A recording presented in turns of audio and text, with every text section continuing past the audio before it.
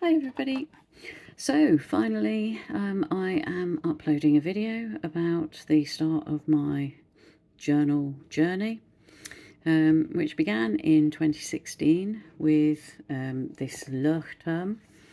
I'd seen a lot of people bullet journaling, as they were calling it, or bujoing, and I decided to have a go. I think probably for two reasons.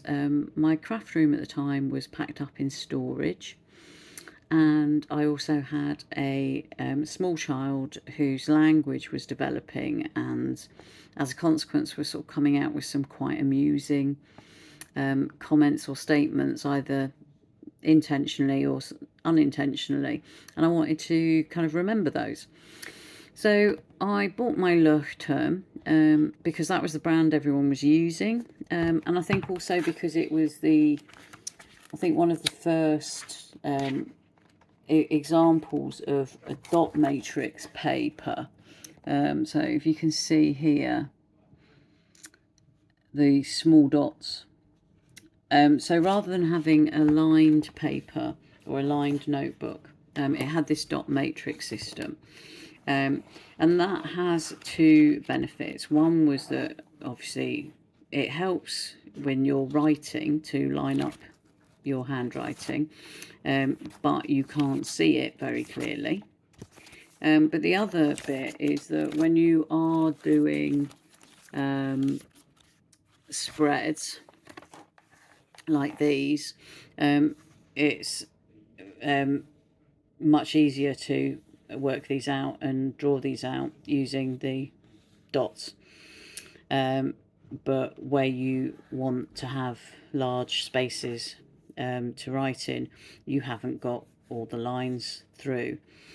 There are now loads and loads of different brands that produce dot matrix paper, so you're not tied to a Leuchtturm at all. There are much cheaper options available. Leuchtturms are about £16 to £18 now. I think this was about 14 when I bought it, so not the cheapest option. But as I said at the time, I'm not aware that there were any other dot matrices available. I'm not saying there weren't, but I just wasn't seeing them. I was seeing everyone using the Leuchtturm. Certainly now I see lots of different options, and so you don't have to get something that costs that much. You can get much cheaper. So there's something within your price range, depending on what that is. So don't be put off by cost. And I didn't have a lot of fancy supplies for doing it. I started off with some pens that were kind of lying around or that I had in the house, and then gradually started supplementing with these Papermate flares, which come in quite a big range of colours, but I got mine mostly when they were on sale. And I mean, I bought a few to start off with, and the reason that I bought more was because actually for me, I really like them. I like the way they write. Somebody else might not like them. They're not the cheapest option. They're also not the most expensive. They're sort of midpoint range. But again, you don't have to go off and buy fancy pens. You can start with, the cheapest felt tip pens or gel pens from your supermarket back to school section. So whatever works for you. Similarly, washi tape. Washi tape for me is kind of a really important bit of journaling, just because it is a really easy way of adding decoration to a page, but also as you can see here, I've used it to edge the pages, and the different patterns denote different months. So instead of using tabs that stick out telling me where each month begins, I just look for the change in washi tape pattern. You can also literally use them to put a tab on by sticking a bit over, folding it back and sticking it to itself, especially if you've got the thicker one. This is a thin one. You can use them if you're not, if you don't want to be drawing out all the lines. You can use the thin ones across, sitting it on top of the dots, the row of dots, so that you get a straight line across. So washi's quite useful and versatile, but again, there are different price point options. So you can get cheap washi from places like The Work, The Range, Amazon, and then obviously you've got more expensive washi from Etsy sellers who design and make it themselves, or kind of journal planner subscription companies. So again, you don't have to spend a lot in order to get started.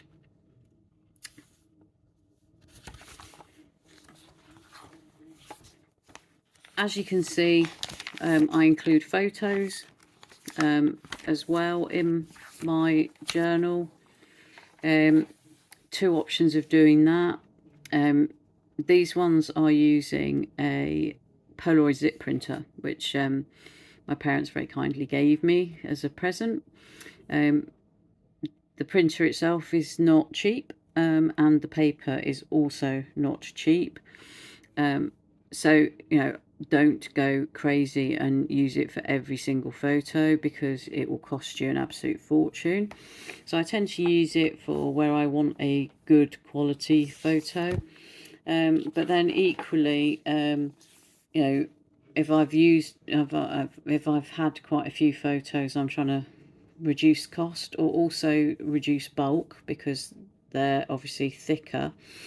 This is a photo of my mum taking my son on his first ever train ride, and that's just printed off on the computer on normal printer paper, and then cut out and glued in. So much cheaper option of adding photos, so you don't again have to buy all the the gadgets and supplies in order to start journaling. So obviously, there are different things that you can put in your journal, as well as, recording your day. So the sort of tracking element, a lot of people track things like their meals and water. That kind of doesn't work as well for me. But where I have found it is useful is tracking things like, so this is the stuff that needed doing in the house. These were movies where I'd see the adverts, and you're not going to go to the cinema, and it will be a while before they're available on Netflix or whatever, and so I would jot them down so I remembered what I wanted to see. Recipes that you come across is another one. I think I've got books that I wanted to read. I think I did actually read everything that was on there eventually, but that's useful to refer back to. I've got a page where I've recorded some websites that I wanted to remember here.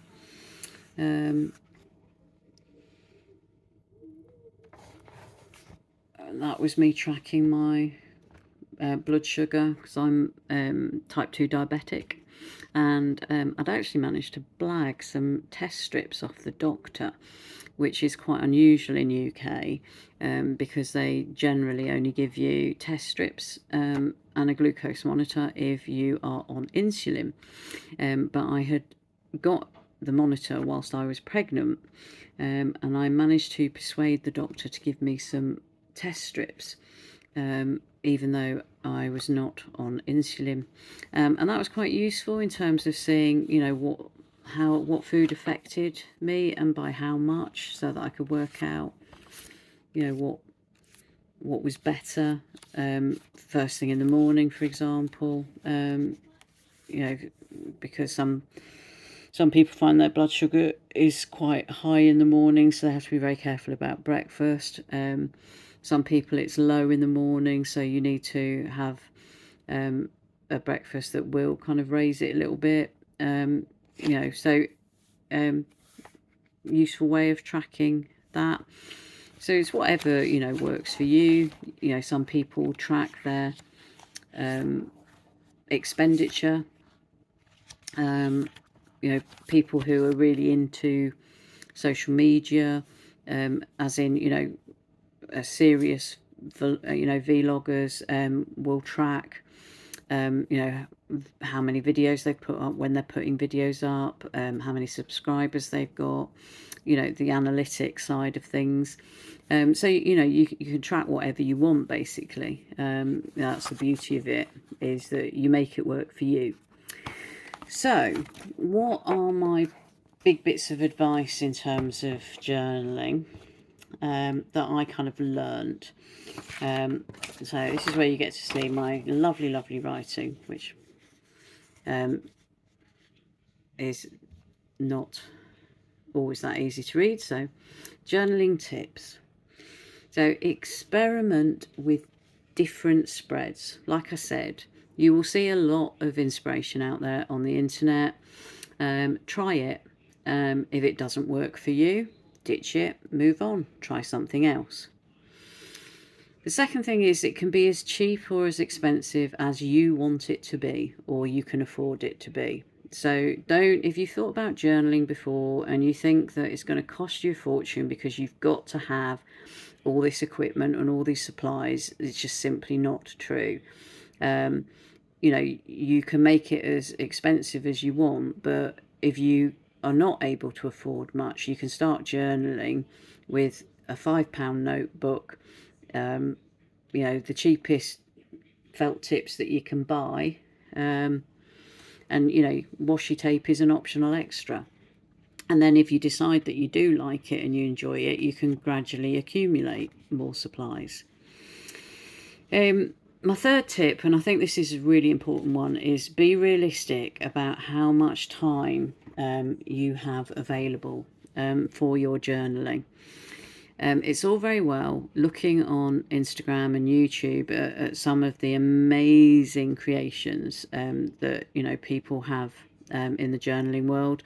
You know, I follow a few accounts. So the Journaling Corner, for example, Jenny Joy Journals, both produce absolutely beautiful journals.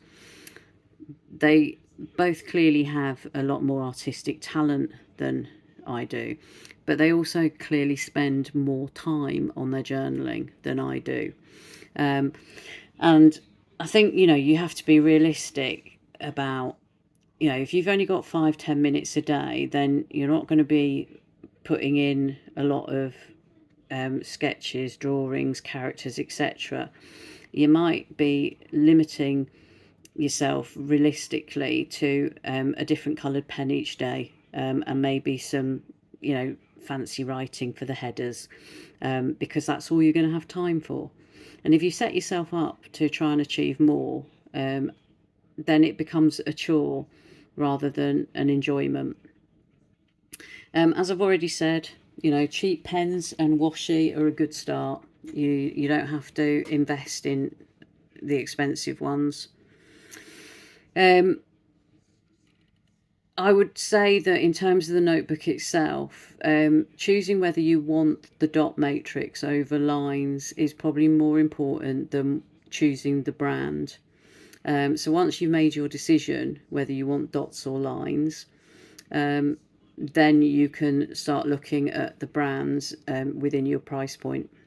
But yes, that's the first thing, is, do you want the dots or do you want the lines?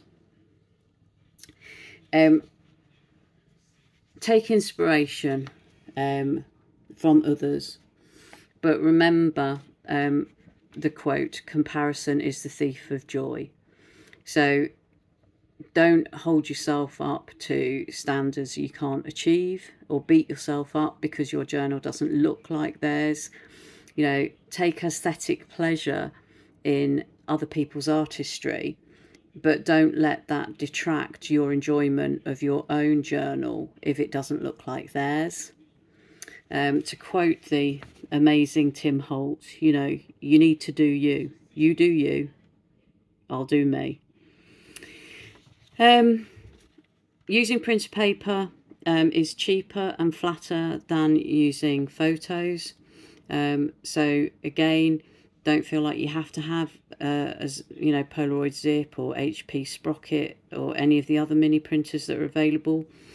There are advantages to both, and there are disadvantages to both. But certainly there's nothing wrong with printing your photos off and using those in your journal, because they will be flatter, and you know, they're still going to remind you of the things that you want to remember. You don't have to go out and buy loads of tabs, index tabs and monthly tabs to stick out, because you can use washi instead. You know, just make sure that you get the thicker washi, and you can also use that to decorate paper clips, for example. So you know, I'll kind of show you some tricks with washi in another video. Don't, you know, the whole point of journaling, I think, is to provide a therapeutic and creative outlet. So, you know, rant away, because rants can always be redacted.